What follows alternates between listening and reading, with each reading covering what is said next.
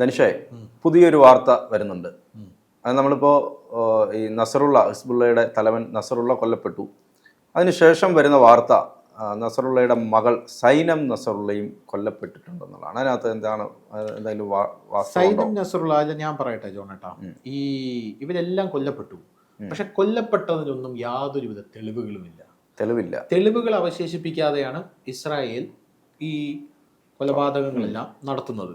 ഇപ്പം നസറുള്ള കൊല്ലപ്പെട്ടത് തന്നെ 10,000 കിലോ സ്ഫോടക വസ്തു ആ ബെയ്റൂട്ടിൽ 6 നില കെട്ടിടത്തിന്റെ മുകളിലൂടെ വിക്ഷേപിച്ച് അതിന്റെ പ്രകമ്പനം ഇപ്പോഴും തീരാതിരിക്കുകയാണെന്ന് ഞാൻ പറഞ്ഞല്ലോ. ഇപ്പോഴും നമ്മൾ ഈ സംസാരിക്കുന്ന സമയത്ത് പോലും ലബനന്റെ ബെയ്റൂട്ട് എന്ന് പറയുന്ന തലസ്ഥാനം വിറച്ചുകൊണ്ടിരിക്കുകയാണ്.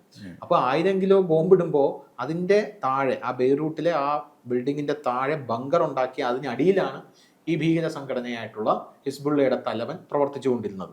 അപ്പൊ അതിന്റെ മുകളിൽ കൂടെ ബോംബിടുമ്പോൾ ഇവൻ മരിച്ചോ മരിച്ചില്ലയോ എന്ന് കണ്ടെത്താൻ തന്നെ കുറച്ച് സമയം എടുക്കും. കുറച്ചല്ല, നല്ല സമയം എടുക്കും. പോരാത്തതിന് ഈ ഇസ്രായേൽ ഇവര് മരിച്ചോ മരിച്ചില്ലയോ, ഞാൻ പറയട്ടെ, ഇപ്പൊ നമ്മളിരിക്കുന്ന ഈ ഓഫീസിന്റെ മുകളിലൂടെ ഇപ്പൊ ഇസ്രായേൽ ഒരു ബോംബ് കൊണ്ട് വർഷിക്കുകയാണെങ്കിൽ നമ്മളെ തിരിച്ചറിയാനാവാത്ത വിധം നമ്മൾ എന്ത് ചെയ്യും? ചിതറിപ്പോവും. അപ്പൊ നമുക്ക് സ്വാഭാവികമായിട്ടും ശരീരാവശിഷ്ടങ്ങൾ മാത്രമല്ലേ കിട്ടത്തില്ല. ഇപ്പോ ഈ ടൈംസ് ഓഫ് ഇന്ത്യയൊക്കെ പറയുന്നുണ്ട് നസറുള്ള മരിച്ചിട്ടില്ല. അവരതിന്റെ പറയാനുള്ള പ്രധാനപ്പെട്ട കാര്യം എന്ന് പറയുന്നത് ശരീരാവശിഷ്ടങ്ങളൊന്നും കിട്ടിയിട്ടില്ല. ശരീരാവശിഷ്ടങ്ങൾ കിട്ടിയാലല്ലേ നമുക്ക് പറയാൻ പറ്റൂ ഇയാൾ ചത്തോ ചത്തില്ലയോ എന്ന്. രണ്ടാമത്തെ കാര്യം, ഇസ്രായേൽ ഇനി ശരീരാവശിഷ്ടങ്ങൾ കിട്ടിയാലും ഇസ്രായേലിന്റെ IDF, ഇസ്രായേൽ ഡിഫൻസ് ഫോഴ്സസ് ഉണ്ട്. അവരത് കൊണ്ടുപോയി DNA ടെസ്റ്റ് നടത്തി പല വിധങ്ങളിലുള്ള ടെസ്റ്റുകൾ നടത്തിയ മാത്രം അവരുറപ്പിക്കും ഇവൻ മരിച്ചു എന്നുള്ളത്. അവരുറപ്പിച്ചാൽ മാത്രമേ അവര് നമ്മളോട് പറയത്തുള്ളൂ. അവരിപ്പോൾ പറഞ്ഞിരിക്കുന്നത് നസറുള്ളയുടെ ഇരിക്കുന്ന 6 നില കെട്ടിടത്തിന്റെ മുകളിൽ കൂടെ നമ്മൾ ബോംബ് വർഷിച്ചിട്ടുണ്ട്. 10,000 കിലോ ബോംബാണ് വർഷിച്ചിട്ടുള്ളത്. 6 കെട്ടിടങ്ങൾ ഞങ്ങൾ തകർത്തിട്ടുണ്ട്. നസറുള്ള പടമായി. ഇസ്രായേൽ പറഞ്ഞതാണ്, അത് വിശ്വസിക്കുക എന്നുള്ളത് മാത്രമേ ഉള്ളൂ. ടൈംസ് ഓഫ് ഇസ്രായേലാണ് ഇത് റിപ്പോർട്ട് ചെയ്തിരിക്കുന്നത്. പക്ഷേ ഔദ്യോഗികമായിട്ട് നമുക്ക് ബോഡി കിട്ടാത്തത് കൊണ്ട് നമ്മൾ എന്ത് പറയുന്നു? നസറുള്ള കൊല്ലപ്പെട്ടിട്ടില്ല എന്ന് പറയുന്നു. അതുപോലെ തന്നെയാണ് ഇപ്പോൾ ഹസൻ നസറുള്ളയുടെ മകൾ സൈനബ് നസറുള്ള. നസറുള്ളയെക്കാട്ടിലും വലിയ ഭീകരവാദ ഭീകരവാദത്തെ പിന്തുണയ്ക്കുന്ന ഒരു സ്ത്രീയാണ് ഈ സൈനബ് നസറുള്ള എന്ന് പറയുന്നത്. സ്വാഭാവികമായിട്ടും ഒരു ഭീകരവാദിയുടെ മകളാകുമ്പോൾ അറിയാലോ, അവരുടെ നിലപാടുകളൊക്കെ പിന്തുണയ്ക്കുന്ന ഒരു സ്ത്രീ ആയിരിക്കുമല്ലോ. ആ സൈനബ് നസറുള്ളയുടെ മരണമാണ് ഇപ്പോൾ പുതിയ വാർത്തയല്ല, ഹിസ്ബുള്ളയെ വിറപ്പിച്ചിരിക്കുന്നത്. കാരണം ഈ സൈനബ് നസറുള്ള മരിച്ചു കഴിഞ്ഞു എന്ന് ഹിസ്ബുള്ള ഭീകരരെ അറിഞ്ഞു കഴിഞ്ഞാൽ അത് വലിയ ദൂരവ്യാപക പ്രത്യാഘാതം ഉണ്ടാക്കുമെന്നാണ് പല ആൾക്കാരും പറയുന്നത്. ഇവരെ കുറിച്ച് ഞാൻ വായിച്ചിട്ടുണ്ട്. വളരെ ഒരു ഇന്റലക്ച്വലായിട്ട് ഈ സാധനത്തിനെ കൊണ്ടുപോകുന്ന ഒരാളാണ്. ബുദ്ധി അവർക്കാണ്. അവരുടെ ബുദ്ധിയാണ് സകല കാര്യങ്ങളും. മനസ്സിലായി, അവരുടെ ബുദ്ധിയാണ്. ഹിസ്ബുള്ളയെ ഇപ്പൊ നസറുള്ളയുടെ പിറകിൽ ബാക്ക് ബോൺ ആയിട്ട് നിന്നിട്ടുള്ളത് അവരുടെ മകളായിട്ടുള്ള ഈ സൈനബ് നസറുള്ള എന്നാണ് അറിയാനായിട്ട് സാധിക്കുന്നത്. ഇവരും മരിച്ചിരിക്കുന്നത് ഇതേ ബങ്കറിനകത്ത് തന്നെയാണ് ഇവരും ഉണ്ടായിരുന്നത്. ഒന്ന് ആലോചിച്ച് നോക്കൂ, സ്ത്രീകളെ വരെ ഭീകരവാദത്തിലേക്ക് വലിച്ചെഴിക്കുന്ന ഒരു സംഘടന. അവരും മരിച്ചിരിക്കുന്നത് ഇതേ ബങ്കറിലാണ്. അപ്പൊ ഇതൊരു വലിയ വാർത്തയാണ്. വലിയ വാർത്ത എന്ന് പറയുമ്പോൾ നമ്മൾ എവിടെയെങ്കിലും സ്ത്രീകളായിട്ടുള്ള ഭീകരവാദികൾ കൊല്ലപ്പെട്ടതായിട്ട് കേട്ടിട്ടുണ്ടോ? ഇല്ലില്ല. ഞാനും അധികം ഒന്നും ഞാൻ കേട്ടിട്ടില്ല. അപ്പോൾ ഇവര് ഒരു ഭീകരവാദിയാണ്, ഇവരും മരണപ്പെട്ടിരിക്കുന്നു എന്നാണ് പറയുന്നത്. ഇപ്പൊ വെള്ളിയാഴ്ചയാണ് കഴിഞ്ഞ ദിവസം ബെയ്റൂട്ടിൽ ആ ബോംബിട്ടത്. ആ ബോംബിട്ടപ്പോൾ അതിന്റെ ബങ്കറിന്റെ അടിയിൽ ഇവരുണ്ടായിരുന്നു എന്നാണ് പല മാധ്യമങ്ങളും റിപ്പോർട്ട് ചെയ്യുന്നത്. ഇത് നടന്നിരിക്കുന്നത് തെക്കൻ ബെയ്റൂട്ടിലെ ഹിസ്ബുള്ളയുടെ ശക്തി കേന്ദ്രങ്ങളിലാണ്. ആസ്ഥാനത്താണ് അത് നടന്നിരിക്കുന്നത്. ഇത് ഈ മകളായിട്ടുള്ള സൈനബ് നസറുള്ള കൊല്ലപ്പെട്ടതായിട്ടുള്ള ചാനൽ 12 എന്ന ചാനലാണ് പറയുന്നത്. ഇസ്രായേലിന്റെ ഒരു ചാനലാണ്. അവരാണിത് പറയുന്നത്. അവരും മരിച്ചു. പക്ഷെ അവരുടെ മരണത്തെക്കുറിച്ച് ഹിസ്ബുള്ളയിൽ നിന്നോ ലബനീസ് അധികൃതരിൽ നിന്ന് പോലും ഒരു കൺഫർമേഷൻ ഇതുവരെ വന്നിട്ടില്ല. പക്ഷെ ഇസ്രായേൽ പറയുന്നുണ്ട് ഞങ്ങൾ തീർത്തിട്ടുണ്ട്, നിങ്ങൾ വിശ്വസിക്കൂ, ഞങ്ങൾ തീർത്തിട്ടുണ്ട് എന്ന് ഇസ്രായേൽ കൃത്യമായിട്ട് പറയുന്നുണ്ട്. സൈനബ് നസറുള്ളയെ ഞങ്ങൾ വധിച്ചിട്ടുണ്ട് എന്ന് ഇസ്രായേൽ പറയുന്നുണ്ട്.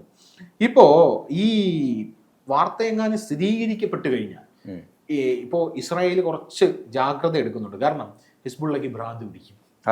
സീരിയസ്ലി.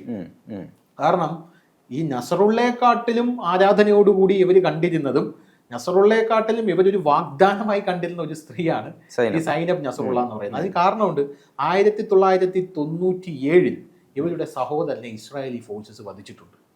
ഇസ്രായേലി ഫോഴ്സസ് വധിച്ച അന്ന് ദൃഢപ്രതിജ്ഞ എടുത്തതാണ് ഇവര് ഇസ്രായേലിനെ തകർക്കുമെന്ന്. അന്ന് അവർ കുഞ്ഞായിരിക്കണം. എനിക്ക് അവരുടെ പ്രായം എനിക്ക് കിട്ടുന്നില്ല. അന്ന് അവർ കുഞ്ഞായിരിക്കണം. അപ്പോൾ അന്ന് അവർ അതിനുശേഷമാണ് അവർ ഈ ഹിസ്ബുള്ളയുടെ തലച്ചോറായി പ്രവർത്തിക്കാനായിട്ട് തുടങ്ങിയത് എന്നാണ് മനസ്സിലാക്കാനായിട്ട് സാധിക്കുന്നത്. അപ്പോൾ ഇസ്രായേലുമായി നടന്നുകൊണ്ടിരിക്കുന്ന ആ സംഘട്ടനത്തിന്റെ എന്താണ് ഒരു പ്രധാനപ്പെട്ട ബുദ്ധി കേന്ദ്രം ഇവരായിരിക്കെ ഇസ്രായേൽ ഇവരെ കൂടെ ലക്ഷ്യമിട്ടിട്ടുണ്ടായിരുന്നോ അല്ലെങ്കിൽ ഇവരെ കൂടെ വധിക്കാൻ ഉദ്ദേശിച്ച അതാണ് അതിൽ ഒരു ക്ലാരിറ്റി നമുക്ക് വരണം.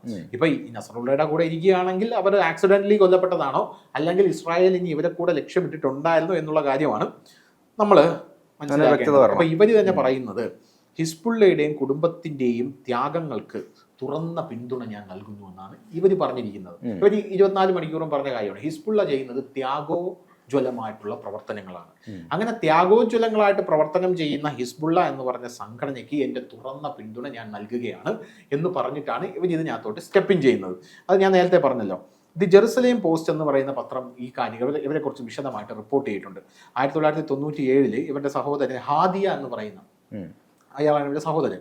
അവർ മരണപ്പെട്ടതിനെ തുടർന്നാണ് അവർ ഈ ഹിസ്ബുള്ളയെ പ്രവർത്തിച്ചും അവരെ അഭിസംബോധന ചെയ്തുമൊക്കെ ജീവിക്കാനായിട്ട് തുടങ്ങിയതെന്നാണ് നമുക്ക് മനസ്സിലാക്കാനായിട്ട് സാധിക്കുന്നത്. അപ്പോൾ ഇവർ കൊല്ലപ്പെട്ട് കഴിഞ്ഞ ശേഷം ഇനി എന്തായിരിക്കും?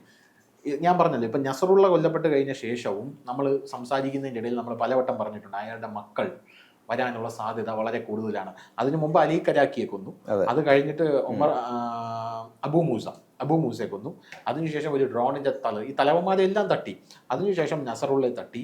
ഇപ്പോൾ ഹിസ്ബുള്ളയുടെ ഏറ്റവും വലിയ ഭീതി എന്ന് പറയുന്നത് ഇവർ മരിച്ചിട്ടുണ്ടോ എന്നുള്ളതാണ്. ഹിസ്ബുള്ളക്ക് എന്തായാലും അത് അറിയാനായിട്ട് സാധിക്കുമെന്നില്ല. ഒരുപക്ഷെ ഈ ഇദ്ദേഹം മരിച്ചിട്ടുണ്ടെങ്കിൽ, അതായത് ഈ ഇദ്ദേഹത്തിന് ശേഷം ഇനി സൈനം നസറുള്ള വരണ്ട എന്നുള്ള തീരുമാനത്തിലാണ് അവരെയും കൂടെ വധിച്ചതെങ്കിലോ ആണ്. പലപ്പോഴും നമ്മൾ കാണുന്നില്ല, ഇപ്പൊ ബിൻ ലാദൻ ഈ അടുത്ത് വന്ന വാർത്തയാണല്ലോ, ബിൻ ലാദന്റെ മകൻ അൽ ഖയ്ദയുടെ തലവനായി വരുന്നു. ഇങ്ങനെ പലപ്പോഴും മക്കള്, നമ്മൾ ഈ മക്കൾ രാഷ്ട്രീയം എന്ന് പറഞ്ഞ ആൾക്കാണ്, പിന്നെ കയറി വരുന്ന മക്കള് തലപ്പത്തേക്ക് വരുന്നതാണ് പലപ്പോഴും നമ്മൾ കാണുന്ന ഭീകര സംഘടന. അതങ്ങനെയാണ് ഭീകര സംഘടനകളുടെ ഒരു സ്ട്രക്ചർ എന്ന് പറയുന്നത്. അവർ പിന്നീട് മക്കളെയാണ് കയറ്റിക്കൊണ്ടുവരുന്നത്. എന്തായിരുന്നാലും ഈ എന്താണ് സൈനം നസറുള്ളയെ കുറിച്ച് പറയുകയാണെങ്കിൽ ഇസ്രായേല് ഇപ്പോൾ നസറുള്ളയെ മാത്രമല്ല ഇവരുടെ കുടുംബത്തോടു കൂടി പിഴുതെടുത്തു എന്നാണ് നമുക്ക് മനസ്സിലാക്കാനായിട്ട് സാധിക്കുന്നത്. ഈ നസറുള്ളയുടെ ഈ ഒരു മരണം ഉണ്ടല്ലോ, ഈ ഒരു മരണം അത് ഭീകരവാദത്തിന് ഇസ്രായേൽ നൽകുന്ന വലിയൊരു സൂചനയാണ്. ഈ ഭീകരവാദികളുടെ എല്ലാം അവസ്ഥ ഇതായിരിക്കും എന്നുള്ളതിന് ഇസ്രായേൽ നൽകുന്ന ഒരു സൂചനയാണ്. അവർ യാതൊരുവിധ ദാക്ഷിണ്യമില്ല. ഭീകരവാദികൾക്കെതിരെ യാതൊരു ദാക്ഷിണ്യമില്ല. ഈ ഭീകരവാദികളുടെ ഏറ്റവും വലിയ തന്ത്രമാണ് സ്ത്രീകളെയും കുട്ടികളെയും മുന്നിൽ കവചമാക്കുക എന്നുള്ളത്. ഇസ്രായേല് സത്യം പറഞ്ഞാൽ ലോകരാജ്യങ്ങൾ ഒരു മാതൃകയാണിത്. ഇപ്പം നമുക്കറിയാമല്ലോ, ഒരു സമയത്ത് നമ്മുടെ കേരളത്തിലടക്കം സേവ് ഗാസ എന്ന് പറഞ്ഞു കഴിഞ്ഞാൽ ഭയത്തോടു കൂടി അയ്യോ ഗാസയിലെ ആൾക്കാർ മരണപ്പെടുന്നു എന്ന് കണ്ടിരുന്ന ഒരു സമയം ഉണ്ടായിരുന്നു. എനിക്കറിയാം, ഇപ്പോൾ നമ്മുടെ ഈ കവലകളിലൊക്കെ ഇവർ കൊണ്ട് ഫ്ലക്സ് വയ്ക്കും, ജൂതന്മാരെ കൊന്നൊടുക്കണം, അങ്ങനെ തന്നെ പറഞ്ഞു. അപ്പം ഞാനവിടെ അന്ന് ഞാൻ വളരെ തീരെ കുഞ്ഞായിരുന്നു. അപ്പം ഞാനങ്ങ് ചിന്തിക്കും, ഒരു ജനവിഭാഗത്തെ കൊല്ലണം എന്നൊക്കെ ആഹ്വാനം ചെയ്യുന്നത്, കാരണം ഇവിടെ ജൂതന്മാരില്ല, അതുകൊണ്ട് എന്താണ് ഇവിടെ ന്യൂനപക്ഷാവകാശം പറയാനൊന്നും ആരും വരാൻ പോകുന്നില്ല. അതിനുശേഷം യുവമാർ ഈ എറണാകുളത്ത് ഒരു ജൂതപ്പള്ളിയുണ്ട്, അറിയാം. ഈ ജൂതപ്പള്ളിയിൽ ഇവർ വർഷത്തിൽ ഒരിക്കൽ വന്നിട്ട് പ്രീസ്റ്റ് വന്നിട്ട് അതിനകത്ത് വേണ്ട പൂജാകർമ്മങ്ങളൊക്കെ ചെയ്തിട്ട് അവർ പോകും. അങ്ങനെ പോകുന്ന അത് ഇവർ തടഞ്ഞു. സീരിയസ്ലി അത് ഇവർ തടഞ്ഞു. എന്തൊരു നാടാണെന്ന് ആലോചിക്കുക. അതിനുശേഷമാണ് പിന്നീട് നമ്മുടെ സുപ്രധാനമായിട്ടുള്ള മാറ്റങ്ങളൊക്കെ നമ്മുടെ രാജ്യത്ത് വരികയും എന്താണ് അവിടെ നടക്കുന്നതെന്ന് നമുക്ക് മനസ്സിലാവുകയും നമുക്കൊരു ഡിജിറ്റൽ യുഗം പിറക്കുകയും അവിടെ നടക്കുന്ന കാര്യങ്ങൾ എന്താണെന്ന് നമുക്കിപ്പോൾ വിരൽത്തുമ്പിൽ അറിയാൻ സാധിക്കുന്ന ഒരു സാഹചര്യം ഉണ്ട്. ഇവിടുന്ന് പോയ ആളുകളൊക്കെ ശരിക്കും പറഞ്ഞാൽ ഇസ്രായേൽ ജോലി ചെയ്യുന്ന ഒത്തിരി ആളുകളുണ്ടല്ലോ, അവർ കൃത്യമായി സോഷ്യൽ മീഡിയ വന്നതിന് ശേഷം ഇസ്രായേലിൽ സംഭവിക്കുന്നത് എന്താണെന്ന് കൃത്യമായി അവർ ആളുകളെ ബോധ്യപ്പെടുത്താൻ കൃത്യമായിട്ട് തുടങ്ങി. പോരാത്തതിന് ഞാൻ പറയട്ടെ, ഈ സേവ് ഗാസ എന്നുള്ളത് ഇപ്പൊ ഷേവ് ഗാസ എന്ന് പറയുന്ന ലെവലിലേക്ക് കാര്യങ്ങൾ മാറി. കാരണം അവിടെ സേവ് ചെയ്യാനൊന്നുമില്ല. ഇവര് സ്ത്രീകളെയും കുട്ടികളെയും കവചമാക്കി ഭീകരവാദികൾ നടത്തുന്ന ഭീകരാക്രമണത്തിന് ആരെ സേവ് ചെയ്യാനാണ്? അവരെ ഞാൻ പറയട്ടെ, ഭീകരവാദികൾ ആക്രമണം നടത്തുകയാണ്, സ്ത്രീകളെയും കുട്ടികളെയും കവചമാക്കി. ചേട്ടൻ നേരത്തെ പറഞ്ഞ പോലെ ഒരുപാട് ആൾക്കാർ ഇപ്പോൾ ഇസ്രായേലിൽ വർക്ക് ചെയ്യുന്ന ഒരുപാട് ആൾക്കാർ അവിടുത്തെ വീഡിയോസ് ഒരുപാട് പുറത്ത് വിടുന്നുണ്ട്. ഞാൻ നേരത്തെ പറഞ്ഞതുപോലെ തന്നെ ഇവർ രാവിലെ എണീച്ച് ജോലിക്ക് പോവുകയാണ്, വണ്ടി ഓടിച്ചുകൊണ്ടിരിക്കുകയാണ്, ആകാശത്തേക്ക് നോക്കുമ്പോൾ അയൺഡോം മിസൈലുകൾ അങ്ങോട്ടും ഇങ്ങോട്ടും പാഞ്ഞുകൊണ്ടിരിക്കുകയാണ്.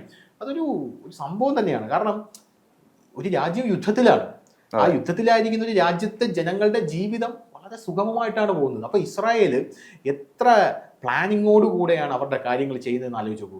നമ്മുടെ നാട്ടിൽ ഒരു രാജ്യത്ത് യുദ്ധം വന്നു കഴിഞ്ഞാൽ അതിൻ്റെ ആത്യന്തികമായിട്ടുള്ള ഒരു റിസൾട്ട് എന്ന് പറഞ്ഞാൽ എന്തായിരിക്കും? പട്ടിണിയായിരിക്കും, സാമ്പത്തിക പ്രതിസന്ധി ആയിരിക്കും, വലിയ വലിയ രോഗങ്ങൾ വരാം, മഹാവ്യാധികൾ പിടിപെടാം, അവിടെയുള്ള ജനങ്ങൾ മുഴുവൻ നരകിക്കുന്ന ഒരു സാഹചര്യം. പക്ഷേ ഇസ്രായേലിലേക്ക് ഇസ്രായേൽ ഇപ്പം 4 ചുറ്റും ശത്രുക്കളോട് യുദ്ധം ചെയ്തുകൊണ്ടിരിക്കുകയാണ്.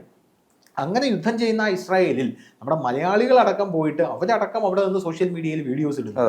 അവർ ആ ഇടുന്ന വീഡിയോസ് കഴിഞ്ഞ ദിവസം ഞാൻ ഒരു സ്ത്രീ വന്ന് വീഡിയോ ഇടുന്നത് ഞാൻ കണ്ടു. ആ വീഡിയോയിൽ ഞാൻ നോക്കുമ്പോൾ അവർ കാണിക്കുകയാണ്, ദാ മുകളിൽ കൂടെ നമ്മുടെ അയൺ ഡോം, അവർ വളരെ അഭിമാനത്തോടെയാണ് പറയുന്നത്, നമ്മുടെ അയൺ ഡോം സംവിധാനം പറന്നു പോവുകയാണ് എന്നുള്ള കാര്യം അവർ പറയുകയാണ്. അപ്പോൾ ഈ ഇസ്രായേലിന് ഒന്ന് പിഴച്ചത് കഴിഞ്ഞ ഒക്ടോബർ 2-ന് ഈ അവിടെയുള്ള ഹമാസ് ഒക്ടോബർ 7-ന് 2-നാണെന്നാണ് എനിക്ക് തോന്നുന്നത്, 2ഓ 7ഓ ആണ് സബ്ജക്ട് കറക്ഷൻ. കാരണം ഈ 2-നൊന്നും ഞാൻ പറഞ്ഞതിന്റെ പ്രധാനപ്പെട്ട കാരണം ആ വാർഷികത്തിന് ഇവിടെ നമ്മുടെ ഇന്ത്യയിൽ ഒരു പാലസ്തീൻ അനുകൂല പ്രതിഷേധം വരുന്നുണ്ട്. അടുത്ത മാസം ഒക്ടോബർ 2-ന് വരാനിരിക്കുകയാണെന്ന് ഞാൻ മനസ്സിലാക്കുന്നത്. അപ്പോൾ കേന്ദ്ര ഏജൻസികളൊക്കെ റെഡിയായി നിൽപ്പുണ്ട്, നീയൊക്കെ വാ നമുക്ക് ശരിയാക്കാം എന്നുള്ള രീതിയിലാണ് കേന്ദ്ര ഏജൻസികൾ നിൽക്കുന്നത്. ഒരു അനുകൂല പ്രകടനം വരാനായിട്ട് ഇരിപ്പുണ്ട്. അപ്പോൾ അത് വെച്ചിട്ടാണ് 7ഓ 2ഓ ആണ്. അപ്പോൾ അങ്ങനത്തെ ഒരു സാഹചര്യത്തിൽ അവിടെയാണ് ഇസ്രായേലിൽ ഒന്ന് തെറ്റിപ്പോയത്, അടിപതറിപ്പോയത്. അപ്പോൾ ഇസ്രായേലിന് അവിടെ ഒന്ന് അടിപതറിപ്പോയപ്പോൾ ഇസ്രായേൽ ഒന്ന് തിരിച്ചടിക്കണമെന്ന് പറഞ്ഞു കഴിഞ്ഞാൽ അവരുടെ അഭിമാന പ്രശ്നമായി മാറി. ഇപ്പോൾ ഡേവിഡ് ഡാഡി ബെർണിയ മൊസാദിൻ്റെ തലവനായ ശേഷം ഇസ്രായേലിന് പറ്റുന്ന ആദ്യത്തെ ഒരു വീഴ്ചയാണ് അത്. ഇപ്പോൾ പലിശയുടെ പലിശയും കൂട്ടുപലിശയും ഇസ്രായേൽ സത്യം പറഞ്ഞാൽ ഇസ്മായിൽ ഹനിയയെ ടെഹ്റാനിൽ കയറി വധിച്ചപ്പോൾ തന്നെ അവരുടെ പ്രതികാരം പൂർത്തിയായി. പക്ഷെ അവരതോട് നിർത്തിയില്ലല്ലോ. ഹമാസിന്റെ സകല ഭീകരനെയും വധിച്ചു. ഇപ്പൊ ഹിസ്ബുള്ളയുടെ തലവനെ വധിച്ചു, അതിന്റെ താഴെയുള്ളവൻ അലി കരാക്കിയെ വധിച്ചു, അബു മൂസയെ വധിച്ചു.